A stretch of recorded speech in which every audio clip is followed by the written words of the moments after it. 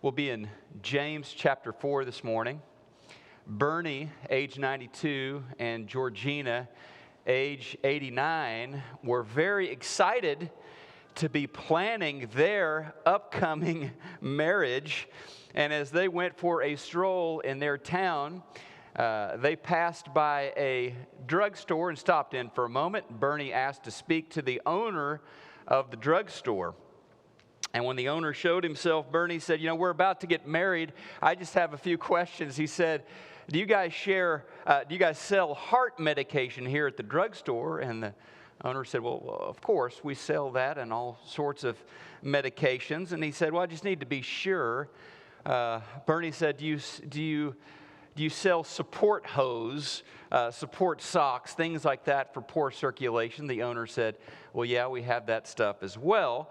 Bernie said, back to the medicine thing, you do sell medication for like arthritis and osteoporosis and high blood pressure and stuff like that. And the owner said, yeah, we stock those things. How about, Bernie said, stain-proof covers for furniture as well as adult undergarments? And the owner said, yeah, we have that stuff too. Bernie said, well, I suppose you also sell supplies for hearing aids, reading glasses, things like that, denture supplies. The drugstore owner said, yeah, we sell that as well. What about eardrops, sleeping pills, Geritol? Yeah. The drugstore owner said, yeah, we sell those things as well. Do you sell wheelchairs? Do you sell walkers? Do you sell canes? Yes, we have those things as well. Finally, the drugstore owner said, I gotta ask you, why are you asking me all of these questions? And Bernie said, well, once again, we're planning to get married, and we're thinking of doing our bridal registry here at your drugstore. I like that he's planning. I like that he's thinking, and it is never too late in life to make preparations, to get ready for what is to come. And whether you are a planner like Bernie or not, we've all seen in the year 2020 this year, it's just kind of been like a tornado blowing through the trailer park of our plans. I think that's what the year 2020 has kind of been for us. What a crazy year. I think Stephen called it an unusual year. Yeah, I would say that's putting it mildly. It's been very unusual. And maybe you've been playing the game that I play. I can't help it. When I'm watching TV, this is a game I play. When I'm watching TV this year and the commercials come on, I can't help myself but try to decide with each commercial, usually not too hard, was this ad, was it produced, filmed, and edited in the year 2020 or before? And usually you can tell. At the end of the commercial, are they all gathered together with big smiles on their faces? Oh, I see their faces. Not 2020. Are they 6 feet apart or not? Are they wearing face coverings or not? Those are the kinds of signs that I look for when I'm playing this game with myself. Or if the commercial ever at any point contains the phrase, during these uncertain times, then it's a 2020 commercial if they say that, right? Who knew that it would be so hard this year? Virtually impossible to just visit somebody in the hospital. Just pay a visit to grandma in the nursing home or the retirement facility. Who knew that it would be that hard?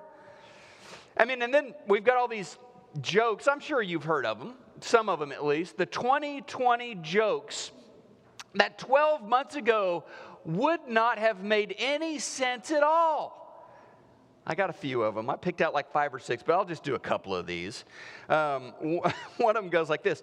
I never thought the comment, I wouldn't touch them with a 6-foot pole, would actually become national policy, but here we are. You know what they're saying about the year 2020? It went viral faster than anybody thought it would. Or this one. I like this one. Anyone else's car getting 3 weeks to the gallon? Those wouldn't have made sense a year ago, but here we are in 2020. And then, just to kind of I wonder how many of us, you can raise your hands for this one.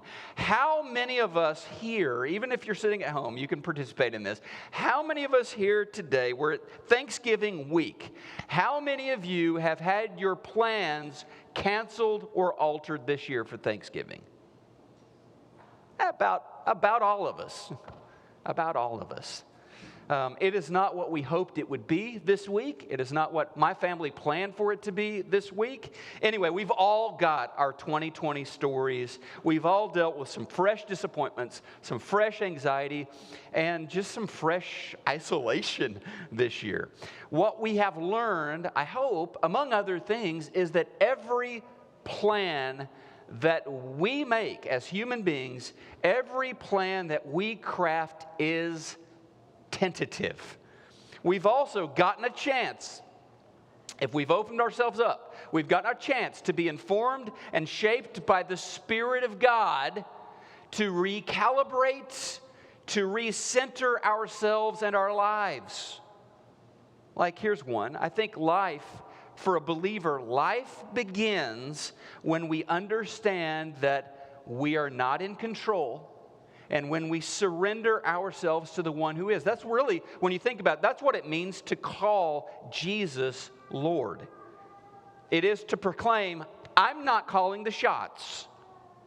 He's Lord. He's my Adonai. He is calling the shots. I'm sure you've heard this before. They say if you want to make God laugh, tell him your plans. I am not so sure about what James came up with that line. James chapter 4, listen to this. James chapter 4, starting in verse 13, James writes this. Look here. Look here, you guys who say, today or tomorrow, we're going to go to a certain town. We're going to stay there for a year. We're going to do business there. We're going to make a profit. How do you know what your life will be like tomorrow? Your life is like a morning fog. It's here a little while, then it's gone. What you ought to say is, if the Lord wants us to, your version of the Bible may say, if God wills, okay? If the Lord wants us to, then we will live and we will do this or we will do that. Otherwise, you are boasting about your own plans, and all such boasting is evil. Remember, it is sin to know what you ought to do and then not to do it. Now, last week we talked about being a people, from chapter 5, we talked about being a people who deal in the truth, who take seriously the calling of the Lord to communicate true things, to be sincere, to be honest, to be straightforward with people around us, and to receive truth as well. I mean, it is foundational to a successful life. It is foundational to a God-honoring life. And the truth, we all know this. The truth is not always comfortable. The truth is not always terribly convenient, is it? Like we want to think that we are kind of piloting our lives, that we are steering toward our goals, that we have crafted the flight plan for our lives. We've got it all mapped out. We want to think that. James says, right up there at the top in verse 13, James says, this is my translation, he says, seriously? I mean, how old are you? You still think that? He says, look now, you who say, that's his version of seriously? You guys who say, hey, I'm going to go there, I'm going to do this, and the outcome will be this or that. James says, seriously, that's how you think it works? I mean, you've got all this confidence. You've got all this certainty about what is coming up. James says, why?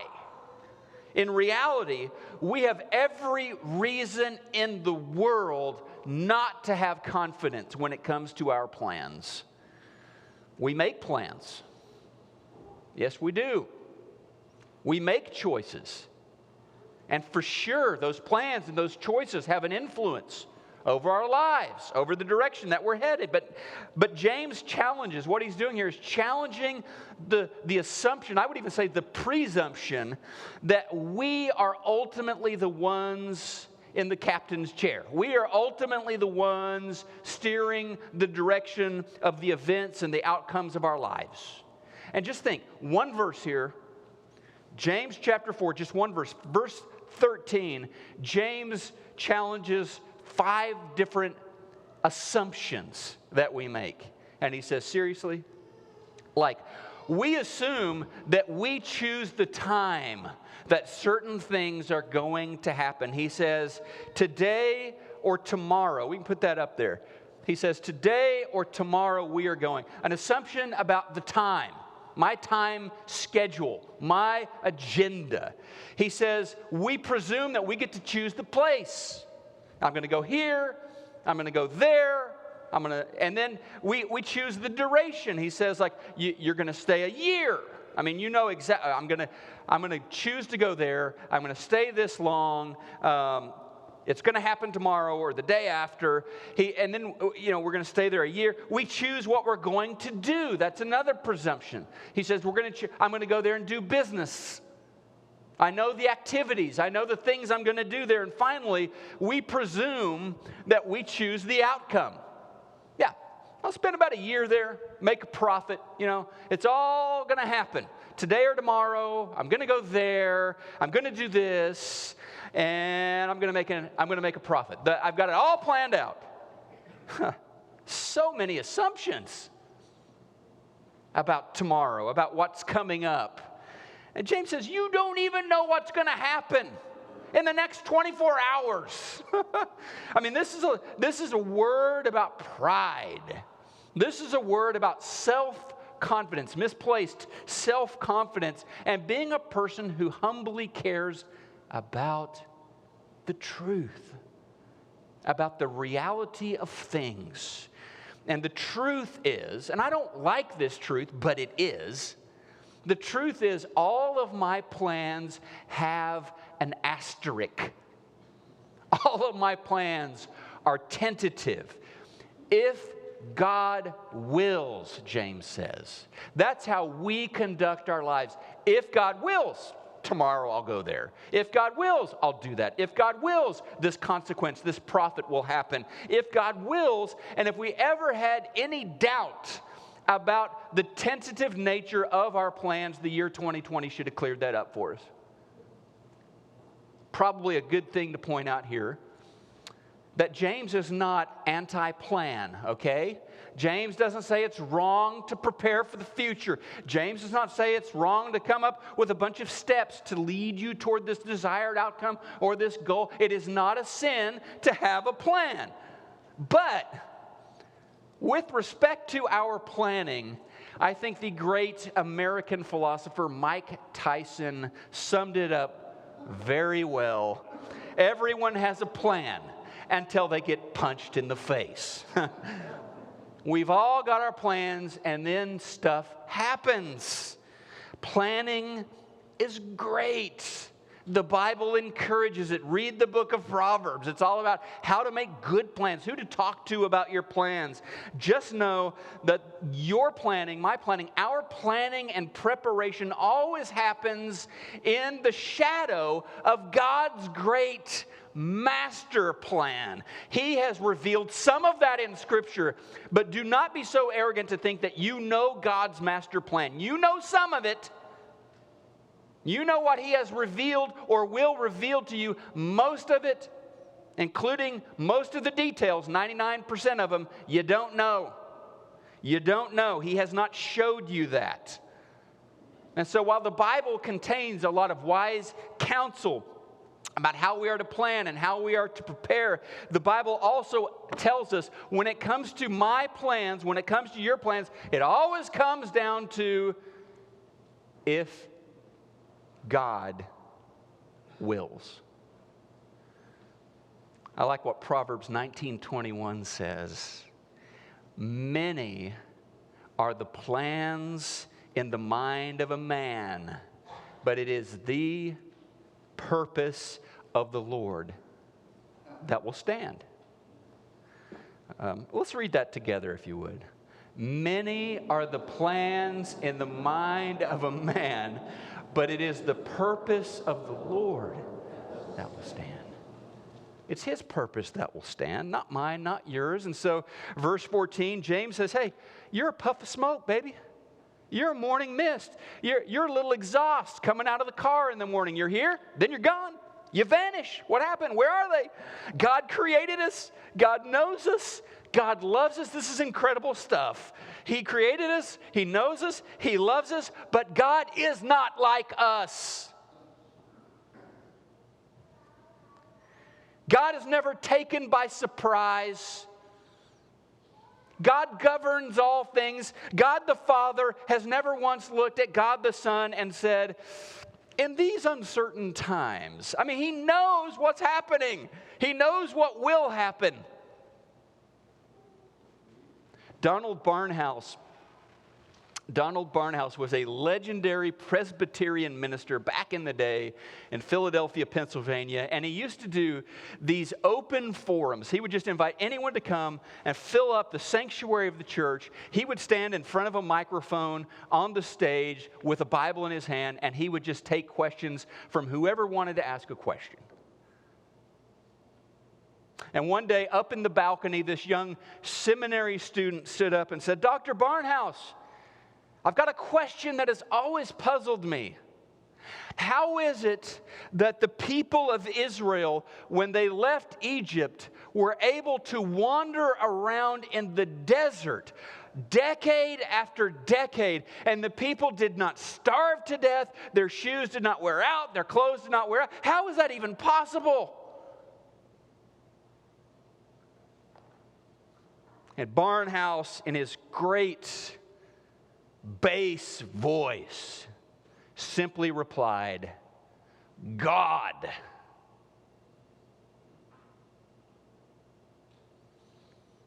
The young man said, oh, now I understand.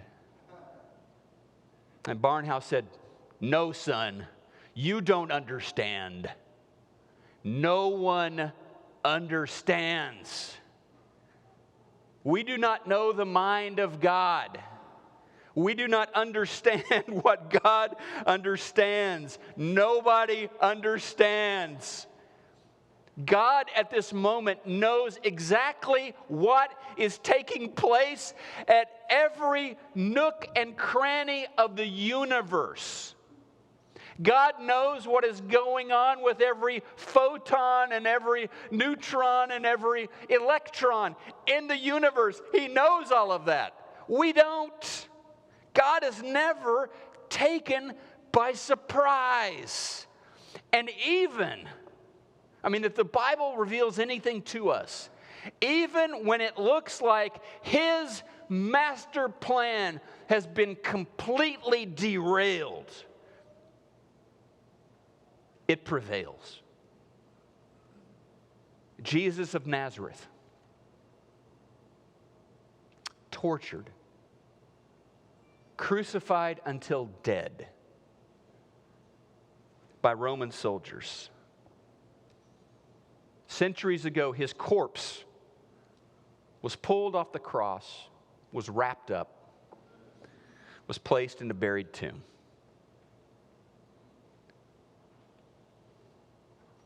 The minions of hell had prevailed, or so it seemed, right? The Son of God was dead, clinically dead. The hope of humanity buried, a stone rolled in front of the tomb. And then, on the third day, Jesus walked out of there very much alive, glorified and triumphant. And check this out. He had predicted the whole thing. It was His plan. He knew exactly what was going to happen, and it did. And this doesn't just start in the gospel. It starts at the beginning of the Bible. This particular plan, my NIV study Bible has like 1,500 pages in it. This happens on page 4. Genesis 3, verse 15, God tells Satan, you're going to think you won a battle, but it is your defeat. You will strike the heel of the Son of Man. You're going to draw blood. You're going to get him. And then he is going to crush your head under his foot. And it happened historically, somewhere around AD 33. It happened outside of Jerusalem at Calvary. What appeared to be a great defeat for the plan of God. Game over, clinical death, ministry dead and buried. What any observer in that moment would have called humiliation and destruction of the ministry of Jesus. It was part of the master plan, wasn't it? I mean, what looked like defeat on Friday turned into glory and victory on Sunday. So how do we build a life that is, I guess you could say, stormproof? I mean, what do you do with your plans, with your expectations, with your goals, especially in a year like this one? How do you handle that? I mean, the times may be shaky. The truth is unshakable. And so we're going to go back to the truth this morning. Last Sunday night, I got a text from my mom. And she was texting me, Southwest Missouri, texting me from inside their small bunker, their tornado shelter. And Dad had forgotten to bring a flashlight, so it was dark in there, she told me. But the tornado sirens were sounding. And it was for such a time as that they had purchased that concrete reinforced tornado shelter. And she was texting me just so I would check on them. Make sure they weren't buried under a ton of rubble or something. Turned out everything was fine. They were fine. The house was fine. I didn't even hear about any damage in my hometown. But brothers and sisters, James wants us to learn where we shelter when so much is uncertain. And what you do is you anchor in to the unshakable refuge of truths that you know. Like, there is a master plan at work. If God wills, there is a master plan. He is at work, and we may be confused, we may be disappointed, we may be at times shaken, but we know there is a master plan. We tie onto the future that God has prepared for us. We know that this life is just the opening credits for eternity. Things that happen here are important, don't get me wrong. But we don't tie into this as if this is all there is, because we know it's not. When Jesus rose from the tomb, He showed us it's not all there is. The tomb does not end things for us. And then finally, we toil in the work that God sets before us. I don't know what specifically that means for you today, but what James tells us there in that last verse this morning, verse 17, it is sin, it is wrong to know what you ought to do and to just not do that. That's wrong. That's sin. And I think he's anticipating something. Well, things are so uncertain. Don't know what's going to happen. Don't know where I'm going to go, when I'm going to go, what's going to happen. So I guess I'll just cross my arms and not do anything because of all the uncertainty. James says that's wrong, because you know some things. You know some things for sure. Just because I can't know all things doesn't mean I don't put my feet on the some things that I do know. Pray for the sick. Not someday when I got more free time. I'll pray for the sick. I'll pray for my brothers and sisters. I'll pray for the world. Do it now. That's what we ought to do. We know we ought to do that. Care for the poor. Not someday when I've got more disposable income, someday when I make a little bit more, then I'll start looking out for the less fortunate. Care now. That's what we ought to do. Speak up about your faith. Not, someday when I know more Bible, I'm kind of new in the faith. There's other people at church that know a lot more than I do. No, you need to be a witness for Jesus now.